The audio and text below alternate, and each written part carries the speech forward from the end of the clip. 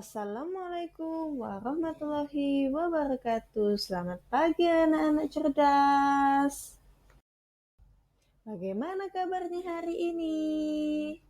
Semoga kalian dalam keadaan sehat selalu dan tetap semangat ya. Sebelum memulai pelajaran hari ini, ada baiknya kita membaca doa terlebih dahulu ya. Berdoa dimulai. Selesai. Pada video kita kali ini, kita akan mempelajari tema 7, subtema 3, kebersamaan di tempat bermain pada pembelajaran 3 ya anak-anak.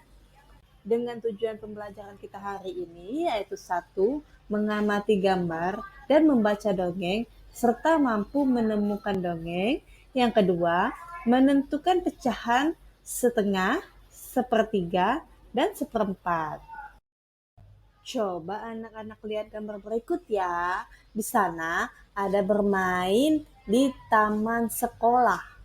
Saat istirahat, Siti dan teman-temannya bermain di kebun sekolah.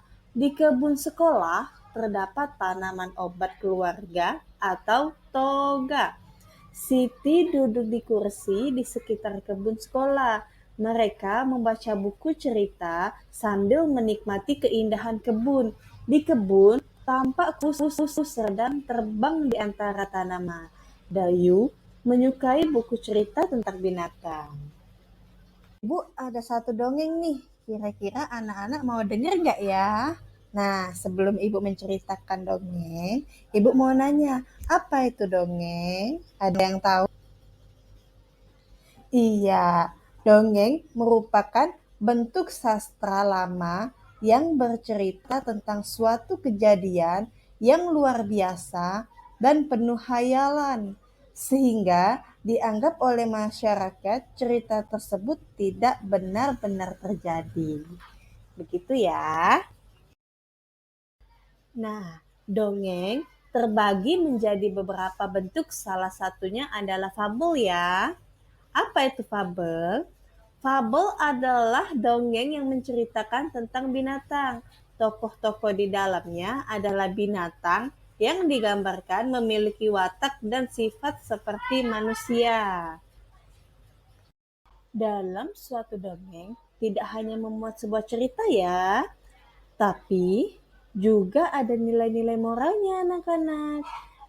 Nilai-nilai moralnya dalam suatu dongeng biasanya meliputi nilai kepatuhan, tawakal, keberanian, rela berkorban, jujur, adil, bijaksana, menghormati sesama, bekerja keras, kasih sayang, kerukunan, kepedulian, dan masih banyak yang lainnya.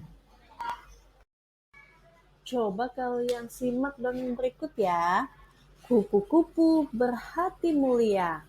Dikisahkan, pada suatu hari yang cerah, ada seekor semut berjalan-jalan di kebun sekolah. Ia sangat senang karena bisa berjalan-jalan, melihat kebun sekolah yang sangat indah. Sang semut berkeliling kebun sekolah sambil menyapa binatang-binatang yang berada di kebun sekolah itu. Ia melihat sebuah kepompong yang menggantung di ranting. Sang semut mengejek bentuk kepompong yang jelek dan tidak bisa pergi kemana-mana. Hei kepompong, alangkah buruk nasibmu. Kamu hanya bisa terdiam dan tergantung di situ. Ayo jalan-jalan lihat kebun sekolah yang luas dan indah ini. Bagaimana nasibmu bila ranting itu patah? Kepompong itu hanya terdiam.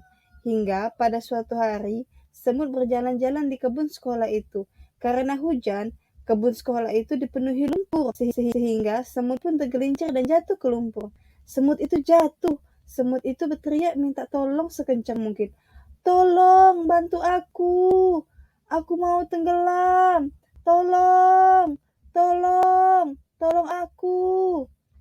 Untunglah, saat itu ada seekor kupu-kupu terbang melintas. Kemudian, kupu-kupu itu menjulurkan sebuah ranting ke arah semut. Semut, peganglah erat-erat ranting itu. Nanti aku akan mengangkat ranting itu. Lalu si semut memegang erat-erat ranting itu. Dengan sekuat tenaga, kupu-kupu mengangkat ranting itu. Kemudian, kupu-kupu menurunkannya di tempat yang aman. Semut berterima kasih kepada kupu-kupu karena telah menolong nyawanya. Aku adalah kepompong yang pernah kau ejek, kata si kupu-kupu. Ternyata kepompong yang dulu diejek semut sudah menyelamatkannya. Akhirnya, sang semut pun berjanji tidak akan menghina semua makhluk ciptaan Tuhan yang ada di kebun sekolah itu. Hayo, kira-kira mengapa ya semut mengejek kepompong? Ada yang tahu? Iya, benar. Karena kepompong jelek dan tidak dapat berjalan keliling kebun. Bagaimana sikap kepompong ketika diejek semut ya? Ada yang tahu? Iya, benar. Kepompong diam dan tidak menghiraukan ejekan semut. Pintar. Mengapa ya semut meminta tolong? Ada yang tahu? Iya, karena semut terjebak dalam lumpur. Bagaimana ya sikap kupu-kupu terhadap semut?